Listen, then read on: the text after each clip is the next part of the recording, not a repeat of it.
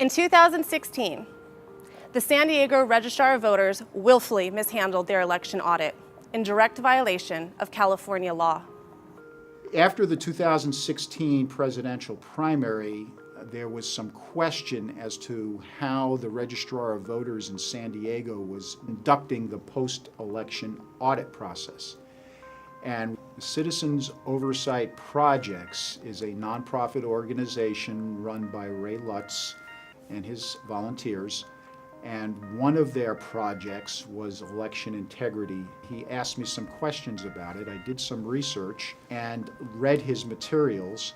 And I said, you know, Ray, you are right. That post-election audit needs to be done with 100% sampling. Otherwise, it's statistically flawed. It is unfortunate for the citizens of the great state of California that there is no representation for the people's right to vote. In times of crisis, the people have no recourse to hold their county's Registrar of Voters accountable except to take them to court at their own expense. So this is exactly what the citizens of San Diego County did. A nonprofit group of volunteer citizens providing the only impartial oversight for San Diego County elections, called Citizens Oversight Projects, obtained the services of consumer advocate attorney Alan Geraci. Alan Geraci took the case on pro bono at no charge and filed a lawsuit against undoubtedly the most controversial registrar in the country. Having a robust audit process is a requirement, in my view, to assure the public that a valid election has occurred. When the election results are certified, the public at large knows that their vote was counted, their votes and ballots were audited, and that the election was full and fair. What was being done by the registrar is he was basically drawing a line on election day so that all of the ballots that were received after election day by mail and provisional ballots were not becoming part of the sample from which he was doing his 1% manual tally to make sure that the count was properly done by his machinery. And by only taking, let's say, half of the ballots, we're basically leaving open this idea that anybody who wanted to be nefarious, wanted to change the outcome of the election, would only have to go to those ballots that weren't going to ever be audited and make some changes to them to influence the outcome of an election. So we went to court on this issue. According to Dr. Philip Stark, professor of statistics, UC Berkeley, election audits are the only quantifiable means in which to provide any accuracy in election systems oversight. Dr. Stark should know. In 2007, he was one of the chief consultants called upon by then Secretary of State Deborah Bowen to help oversee California's comprehensive, top-to-bottom election systems review. No other comprehensive review of the election systems in California has taken place since. After a 3-day trial, we were successful. The judge ruled in our favor that all of the vote-by-mail ballots must be included in the post-election audit, whether they were received before Election Day or after Election Day. And because the popularity of vote-by-mail is increasing, San Diego County is now voting over 65% by mail. Wow. That's why they changed the name from absentee ballot to vote-by-mail ballots, because it's growing. That number is going to be 80-90% in the next 2 election cycles. Citizens Oversight Projects and Alan Geraci prevailed in California Superior Court. The 8 largest counties in California had mishandled the audits in the 2016 primaries. What makes this even more troubling is the fact that the 8 most populous counties in California, Los Angeles, Orange, San Bernardino, Sacramento, Riverside, Santa Clara, San Diego, and Alameda counties all willfully broke the law and mishandled their election audit.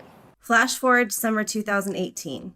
Well, hello, everybody. I'm Alan Geraci, Care Law Group, and I have been the attorney of record for Citizens Oversight throughout this process.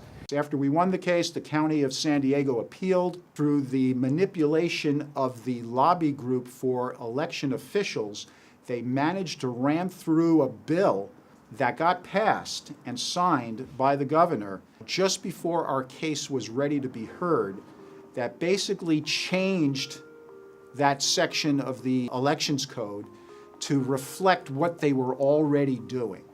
The appellate court basically ruled that the issue became moot because of the fact that the law was changed. It was no longer a judiciable controversy between the parties. We could no longer enforce our judgment against the registrar because the law changed. I argued to the appellate court that they should decide the case nonetheless. And now we're taking that issue to the Supreme Court of California. What's happened here is, as Ray has pointed out, the legislature changed the statute to basically fit the process that they were following. I've decided to run for state assembly in my district up in Northeast San Diego because one of the issues I care about is making sure that the electoral process and the post-election audit process is done correctly. Flash forward to summer 2018, and consumer advocate attorney Alan Geraci is running for the California Assembly seat in the 75th District, a unique district that straddles North San Diego County and South Riverside County, including Temecula. Seems like you got quite the schooling on our election system. Yeah. How long have you been working on this? 2016. Wow, so last few years you've been getting quite the education. Yeah, I've learned a lot about election integrity and transparency. To be clear, we do not reside in Alan's district. We are San Diego County residents, but we cannot vote for Alan Geraci for 75th Assembly District.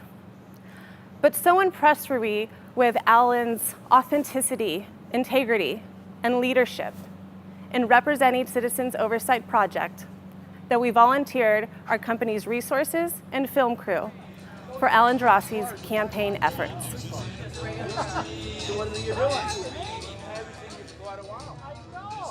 So we met up with Alan at the campaign headquarters he shares with two other candidates running for public office in Escondido, amidst one of the most beloved Friday night traditions in San Diego County, Cruising Grand in Escondido. Streets in the heart of downtown Escondido are closed down, and Southern California classic car clubs offer a nostalgic reminder of California cool. Hot rods, restored classics, trucks, cars, Jeeps, and street racers.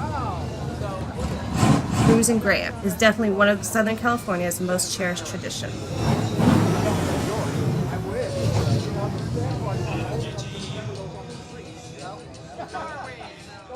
Why did you decide to run for state assembly? I had been writing Marie Waldron, who is the incumbent for this district. I've been calling her district office, trying to get her position on bills, and she was extremely non-responsive, and her staff was non-responsive. Our communities deserve better. Our communities deserve more. I've had a long law career, and it was just time for me to step in and do something good for the community. I can do more than just be an activist or a participant in my community, that I can actually use some of my skills in helping to change the way our laws are written and implemented in our communities. And so I wanted to use those skills, and I wanted to make a difference. And so when I combined both my motivation to run with the need to run, I recognized that I had to do this, and I decided that the assembly seat was the right position for me. Elections have become popularity contests. Identity politics have pitted Americans against each other. More often than not, we are not electing legislators. We are electing career campaign fundraisers who have neither the time nor the inclination to listen to their constituents, let alone act on behalf of the public good. Listening to what the community needs, it seems like you've been doing that for a while. I try to be a good listener. In college, I took a class on listening, effective, active listening it was called. Oh. Because listening is just as important as speaking. How would you make it easier for your constituents to contact you? Communication and access is the key. I plan on having a rotating town hall format for each community every month. So 1 month in Escondido, 1 month in Fallbrook, 1 month in Valley Center, 1 month in Temecula, and then around the Horn again. The residents and the community have an access to me directly, not just to my staff, but to me directly to tell them what's on their mind, what they're concerned about, things that are happening at the schools, things about the parks. Maybe their local city representatives are being non-responsive and I can help. All of those things are important to me, and I want to be able to hear that and have direct access to the constituents of the communities. So during those meetings, you would allow obviously people to stand up and speak, and you would take Absolutely. that in as your. That's awesome. So Right. you don't always get that. Right. Sure. And I want to hear what's on their minds. They may agree with me, they may not agree with me. That's not as important to me as hearing what they have to say. I know when you were a deputy city attorney for San Diego, you led the effort to create the first ever domestic violence unit. Can you explain why that was important to you and what exactly you did? I just graduated from law school, my first job at the city attorney's office. First year, I am acting as a prosecutor, and a few of the cases I got were domestic violence type cases. We didn't see the case before it was basically prepared for trial. The way we got the assignments at the city attorney's office is we would get them at the trial door. Domestic violence cases are personal. The victims have broader needs than just prosecution of a crime. Frequently, they need therapy, they need counseling, they need social work. There's a whole array of issues that need to be taken care of for the victims. And the cases weren't properly being prosecuted because the same attorney wasn't assigned the case from the bottom to the top. I got to know a few of the San Diego Police Department investigators that were assigned to the domestic violence unit at the police department and pitched it to them first. What would you think if the city attorney's office had a unit that was solely dedicated to domestic violence prosecution and for victims? They thought it was a brilliant idea. So I then pitched it to my boss. John Witt was the city attorney in those days. And he loved the idea, and we had a meeting with the city manager. He loved the idea, and then I pitched it before the city council. So I put together a proposal without knowing what the numbers were for the proposal. I just said, here's what I think it needs in order to be effective. And I pitched that before the city council. It was approved, and by that point I had moved on to the civil litigation division. So I passed the torch down to my successor at that time, and he finished the project and actually implemented the domestic violence unit. I was pretty proud of basically having the first contact with that project because it became one of the most admired domestic violence units in the whole state, and now is a model for a lot of the prosecutorial agencies all throughout California. You put together a program that supplied them what they could get. Absolutely right. And it served the victims better because now they knew who the assigned attorney was from the bottom. And they got to, because you develop a relationship with your witness and your victim. And it enabled the prosecutor to assist as a counselor to make sure that the victim was getting the services they needed. And it enabled the prosecutor to be ready for trial without the added grief of not knowing who your witnesses are or their propensities or their strengths and their weaknesses. So it was a win-win-win for the city attorney and for the public at large. More often than not, money precludes noble citizens from running for office. Their voices are drowned out by bottomless corporate contributions. Alan Geraci, however, is running a campaign completely free from any corporate donations. Think about that for a moment. In an age of seemingly endless campaign contributions, dark money, super PACs, slush funds, and pay-to-play profiteering politics, Alan Geraci is running a campaign free from any other influence. A lot of politicians say, well, okay, I'm going to take private prison money because they're going to write me a check, for example, but that doesn't mean I'm going to vote for bills that favor private prisons. But think about the way it looks. You go to your elected position, now you've accepted money from the private prison industry, and a bill comes before you in which you're required to vote yes or no on the passage of a bill either in committee or on the general floor. Much better that you don't have that appearance of impropriety, that you're accountable to the people and only the people and what's in their best interest, and do what you were elected to do. Most politicians would rather get a $10,000 check than $1,100 checks, right? From various people. Corporations are basically buying and owning representatives, and the only way to put a stop to it is to take a political stand, a moral stand, an ethical stand, that I'm not going to be bought and sold by any corporate interest. I'm going to be accountable to only the people who elect me. It's a harder task to fundraise and run for office when you're only accountable to the people who are going to elect you, but that's a choice I made, and I'm sticking to it. Independent Alan Geraci has won the endorsement of the Democratic Party. In much the same way Independent Senator Bernie Sanders has done, Alan will caucus with the Democratic Party to craft legislation in Sacramento. And the apple does not fall far from the tree. Alan was an elected delegate of Senator Sanders in his run for the presidency in 2016. The leadership of the Democratic Party, open the doors, let the people in. I'm endorsed by the Democratic Party because many of my values are Democratic, but I am independent of the Democratic Party in the sense that there are times where I will go against my party in order to protect my community. I believe the traits that make for good leadership are authenticity, genuineness, and the willingness to listen to constituents who are in need and have vital concerns about their day-to-day lives. And I want to be the type of leader that hears those issues and concerns and makes things happen in Sacramento.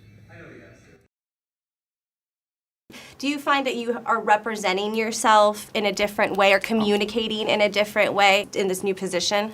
Yes. There was a bit of a transition for me. After I jumped in, started campaigning, I recognized that it was a little different to speak politically than it was to speak as a lawyer. It took a while for me to realize the difference. Being able to transition from a lawyer and to speak to people of like value, and now being able to speak to a larger audience, some of whom may not agree with your values. I've learned that I can communicate in such a way that people can draw back to me and realize that I will be their representative, not just the representative of a select group of people. If you open up that dialogue and build a consensus, the idea that I am not a conservative Republican person should not dissuade them from sharing with me their concern, and realize that you're not there to do them harm, you're there to understand their position. I will adopt the intent of their message, and I will advocate for their point of view in Sacramento. Prop 13 is an old constitutional proposition that basically sustained property tax assessed values on property for individuals. Unfortunately, it also applied to corporate persons. Since 1972, Disney, which is one of the largest property owners in California, has had the same assessed value given of inflationary increases as it has had in 1972. Wow. And that's just wrong.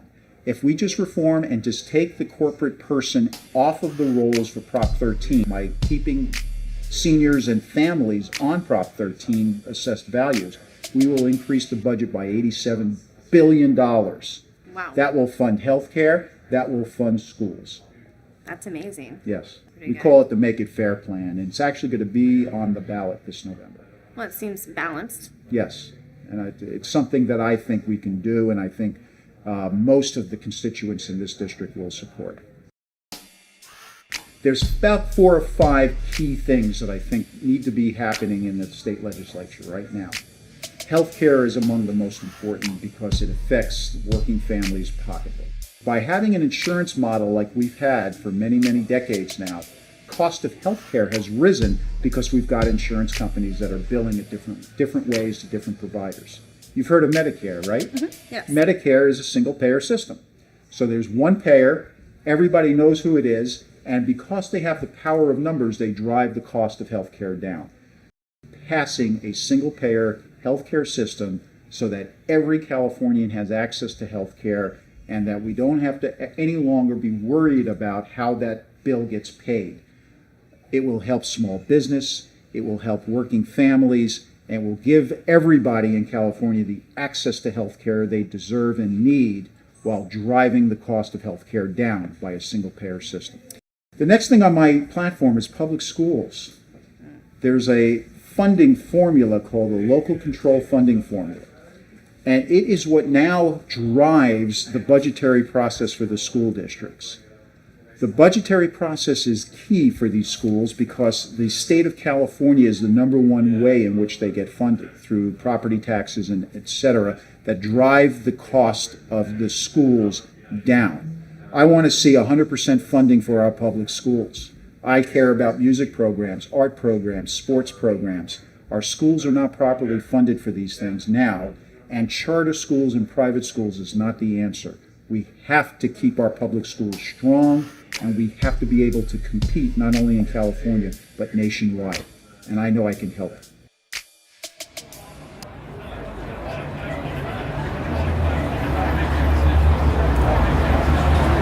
The sad part is that a 67 Camaro is a vintage car because I'm old enough to remember those cars on the road. Affordable housing. The people who are just graduating from college or low-income families that can't afford rent or a simple mortgage payment because housing is too expensive.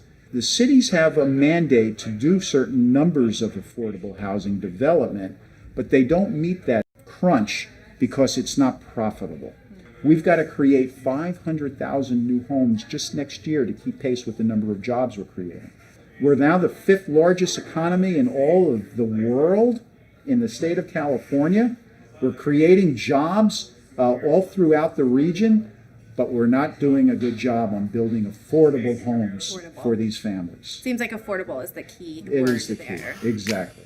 So we've got to create the incentives through the state of California to make it easier for the cities to pass down tax credits to developers so that they can develop affordable housing that is necessary to meet that demand. The County of San Diego has a general plan for development and growth. It was established 50 years ago. It's a very good general plan. What's been happening over the course of time is the cities have been creating exceptions to the general plan to allow development to happen because they need housing. They vote on a exception to the general plan, a general plan amendment, and then allow development to happen. However, they've failed in many cases to also consider things like traffic mitigation, building new schools, infrastructure of developing new homes.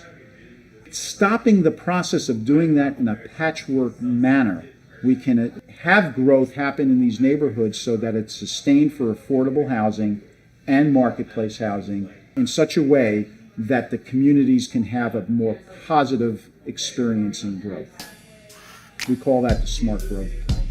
In San Diego, we've had issues with fires.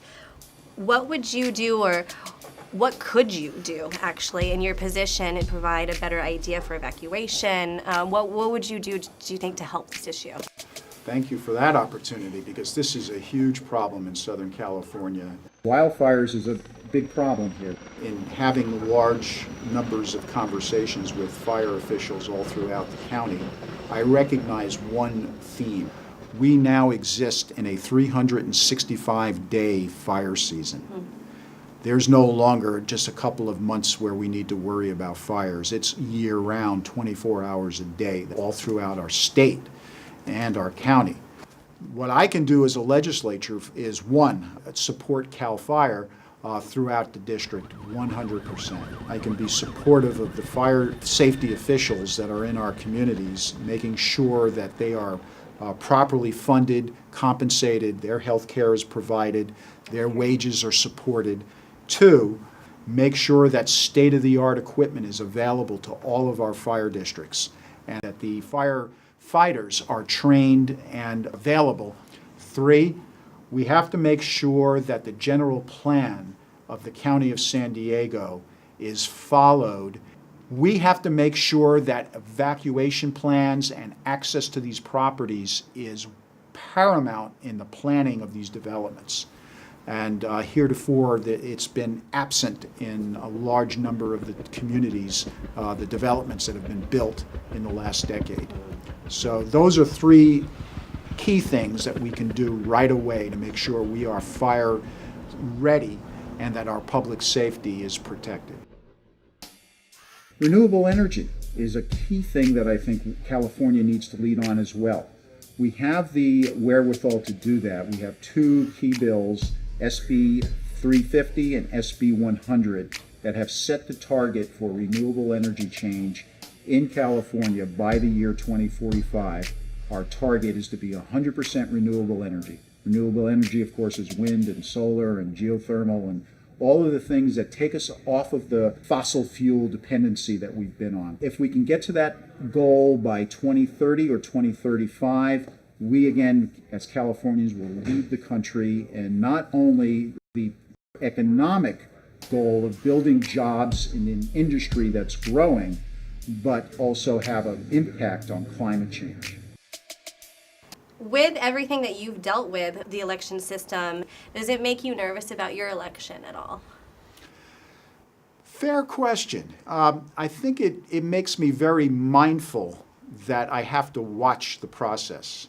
I would say that before my experience, like many people, you vote, you put your ballot in the box, and then you just wait for the results to be announced, and you don't think about it. Now I recognize that there is a whole process after you put that ballot in the box. And the beginning of the process is you're putting the ballot in the box. It's not the end of the process. So I've become a lot more vigilant and mindful about what we need to do as citizens to make sure our elections are full, fair, and trustworthy. Since I am now running for office and now equipped with the knowledge of what is necessary to have a robust post-election audit process, I want to take that experience and knowledge to Sacramento and sponsor a bill that will include what's called a risk-limiting audit process. Rather simply stated, is the larger the gap between the two people running for office, the smaller your sample for audit. The closer the election, the larger the sample, which makes good sense. So if you win by 1%, you want more ballots included in your sample to make sure that count was right. If you lost by 40%, you don't need as large a sample to confirm that that result was accurate. So the risk-limiting audit process is a good one and can be implemented throughout the state in an even-handed way so that all the registrars are doing the same thing. Right now, they're all doing different things. I also want to sponsor a bill that includes paper ballots being required by all of the election officials and backup digital imaging so that people can actually look at the ballots if they want to. One of the things we've discovered is that the registrar basically takes the ballots now and they seal them, and then you can't ever look at them. You know, ballots are public records. They should be produced under the Public Records Act, and the registrar's defense that they're under seal is frivolous because a judge can just order the registrar to unseal them. So if all you're going to do is seal them and then nobody can look at them, what good are they? So we actually have taken a second lawsuit on that issue, and that's pending now before the appellate courts too. We're at an earlier stage in appeals on that case. But that one too I feel strongly about. As we all know nationally, what's going on right now is we're discovering that our 2018 election was interfered with by foreign power, and that's got to cause us grave concern. And we have to act vigilantly to make sure our state's election process is not going to be affected by any foreign power's attempt to hack into our system. Creating new legislation which gives a more robust audit process, and citizens need to be able to know that they can have access to the ballots and be able to see those ballots if they choose. The citizens of the state of California can be assured that the election process is safe, fair, and transparent. None of those things are safeguarded as of right now, and I want to make sure there's legislation to do those things.